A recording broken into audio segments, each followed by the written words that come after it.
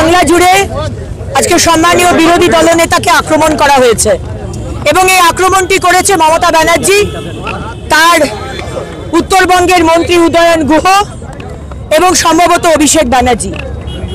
আজকে আদালতের পারমিশনে এই কার্যক্রম আমাদের ছিল এবং যে রাস্তা দিয়ে শুভেন্দুবাবু যাওয়ার কথা সেখানে যথাযথ সিকিউরিটি ব্যবস্থা ছিল না, পুলিশ দাঁড়িয়ে থেকেছিল এবং সেখানে জয় বাংলা স্লোগান দিয়ে টিএমসির ক্যাডার লাঠি বাঁশ পাথর দিয়ে আজকে বিরোধী দলনেতাকে আক্রমণ করেন।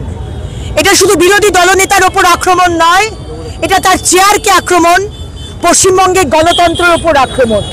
মমতা ব্যানার্জি, আপনি যদি ভেবে থাকেন যে আপনি যা খুশি করবেন, আমরা কোনো কথা বললে, আপনার সরকারের সমালোচনা করলে আপনি পুলিশ লেলিয়ে দেবেন, প্রশাসনকে লেলিয়ে দেবেন আর আমাদের হুমকি দেবেন আর ভয় দেখাবেন, আমাদের কিন্তু দমাতে পারবেন না।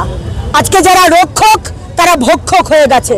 তাই স্বরাষ্ট্র মন্ত্রকের কাছে আমরা দাবি জানাই যে নিরপেক্ষ তদন্ত হোক, ইমিডিয়েটলি আজকে টিএমসির এমএলএ উদয়ন গুহকে অ্যারেস্ট করা হোক এবং এর পিছনে মমতা ব্যানার্জি, অভিষেক ব্যানার্জি এবং আর কে কে আছে তদন্ত করে তাদের নাম বাংলার মানুষের সামনে আনা হোক।